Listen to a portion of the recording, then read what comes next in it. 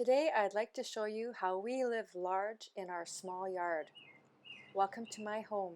This is my front yard, and as you can see, I love to have some flowers. In this bed here, I'm growing calendula. I'll be growing this to make herbal infused oils. This is my crabapple tree. In the fall, we can this to make applesauce and jam. We have lots of birds that like to visit our beds. That's why we have the net up. Here we grow lettuce to eat, and also I have cucumbers coming along there in the back row. I plan to distill those to make hydrosols with later when they're ready. You'll notice we have lots of drainage around our property. There's a reason for that. We live right by a river, and it's important that we have necessary drainage. Those are my bacopa flowers there. We live in Calgary, Alberta. Our zone is 2 to 4, and the footage that you're seeing now is from the beginning of July. These are some more of my little flowers. I just like to have them. This is borage. I have about 30 borage plants that are growing. I have plans for these. Basically, they're extremely useful for skin conditions, so I'm growing it to make macerated herbal infused oils, and it will self-seed, so I have to stay on top of harvesting those flowers. They also like to be companion planted along with tomatoes, and since we already grow a lot of tomatoes, I think we had about 30 of them. You can see we've got several of them here. It's our little forest. And I like to take my nephews through here. They like to check it out. We have 3 different varieties of tomatoes. We can them, and I make salsa with them too. This is my cornflower bed, or bachelor buttons bed. Some of them are blooming already.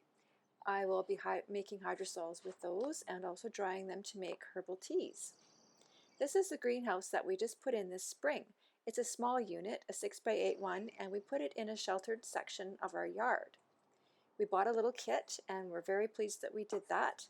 My husband made the shelving that you see here, and that's our lavender that we have growing. Most of that's going to end up in BC. This is our rain barrel that we have, and we use it for thermal heating.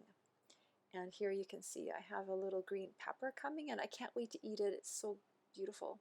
And my rosemary topiary. We made the flooring with good drainage below it with sand, and it just cuts down on the mud and everything. These are our carrots and some volunteer chives that we have.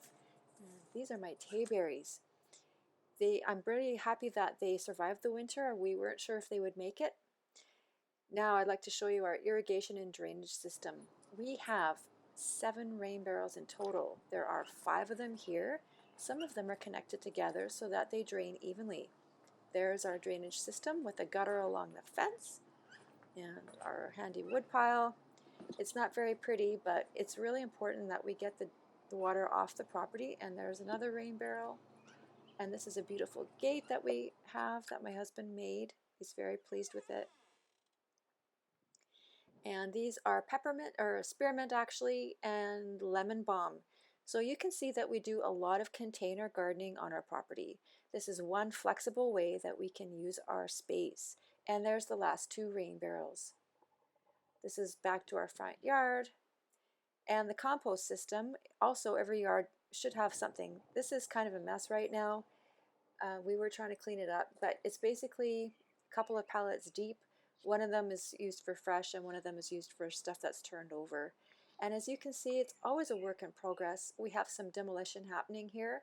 We're going to put in some pathways with landscape fabric so that we don't have to spend all our time weeding in between those pathways.